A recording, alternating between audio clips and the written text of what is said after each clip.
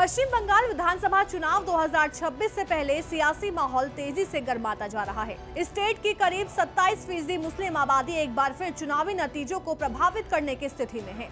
खासतौर पर मुर्शिदाबाद, मालदा, उत्तर दिनाजपुर और दक्षिण बंगाल के कई इलाकों में मुस्लिम वोट बैंक सत्ता की कुंजी माना जा रहा है।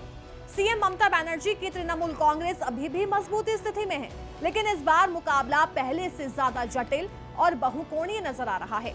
लेकिन अब बात करते हैं कि किस नेता की सबसे ज्यादा पकड़ मुस्लिम वोट बैंक में है। सबसे पहले बात करते हैं फिरहाद हकीम की। शहरी बंगाल में टीएमसी के फिरहाद हकीम एक मजबूत मुस्लिम चेहरा बनकर उभरे हैं। कोलकाता के मेयर और राज्य मंत्री होने की वजह से उनका प्रशासनिक और राजनीतिक प्रभाव काफी है। कोलकाता, हावड़ा और आसपास के शहरी क्षेत्रों में उनकी पकड़ साफ दिखाई देती है। पार्टी के भीतर उन्हें भरोसेमंद मुस्लिम नेतृत्व के तौर पर देखा जाता है, जो 2026 में संगठन को एकजुट रखने में अहम भूमिका निभा सकते हैं। दूसरा, सिद्दीकुल्लाह चौधरी। ग्रामीण और धार्मिक नेटवर्क की बात करें तो सिद्दीकुल्लाह चौधरी का प्रभाव काफी है। जमाते उलेमा ए हिंद से जुड़े होने की वजह से उनकी पहुंच मदरसों, मस्जिदों और ग्रामीण समाज तक है। वीरभूम और ईस्ट वर्धमान जैसे जिलों में वो तृणमूल कांग्रेस के लिए मजबूत आधार तैयार करते हैं और चुनाव के समय वोट ट्रांसफर में उनकी भूमिका अहम मानी जाती है। तीसरा नाम, अबू ताहिर खान। मुर्शिदाबाद में अबू ताहिर खान को एक स्थिर और संतुलित नेता के रूप में देखा जाता है। वो विवादों से दूर रहकर संगठन को मजबूत बनाए रखने पर ध्यान देते हैं। उनके प्रभाव वाले क्षेत्रों में तृणमूल कांग्रेस की स्थिति उपेक्षाकृत सुरक्षित मानी जाती है, जहां विपक्ष के लिए सेंध लगाना आसान नहीं होता। चौथा, हुमायूं कबीर। हुमायूं कबीर इस चुनाव के सबसे दिलचस्प और अनिश्चित चेहरे बनकर उभरे हैं। तृणमूल कांग्रेस से अलग होने के बाद वो खुद को एक स्वतंत्र मुस्लिम नेता के रूप में स्थापित करने की कोशिश कर रहे हैं। मुर्शिदाबाद में उनकी पकड़ और आक्रामक शैली उन्हें चर्चा में बनाए रखती है।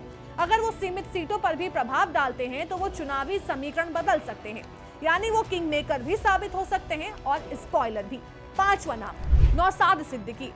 नई राजनीति के रूप में नौशाद सिद्दीकी का उभार भी ध्यान देने योग्य है। इंडियन सेकुलर फ्रंट यानी आईएसएफ के जरिए उन्होंने खुद को एक विकल्प के रूप में पेश किया। फुरफुरा, शरीफ और दक्षिण बंगाल के कई हिस्सों में उनका प्रभाव तेजी से बढ़ा है, खासकर युवाओं और धार्मिक वर्ग के बीच। छठा नाम, मोइनुल हसन। इस तरह कुछ चेहरे ऐसे भी हैं जिनका असर सीधे वोट पर भले कम हो, लेकिन वो चुनावी नैरेटिव को प्रभावित करते हैं। मोइनुल हसन मीडिया और बहसों में सक्रिय रहते हैं और मुद्दों को दिशा देने की भूमिका निभाते हैं। बंगाल विधानसभा चुनाव 2026 साफ संकेत दे रहा है कि मुस्लिम वोट बैंक इस बार पूरी तरह एक तरफा नहीं रहेगा। तृणमूल कांग्रेस अभी भी मजबूत है, लेकिन ओवैसी की एंट्री, आईएसएफ का उभार और बागी नेताओं की सक्रियता मुकाबले को बहुकोणीय बना रही है।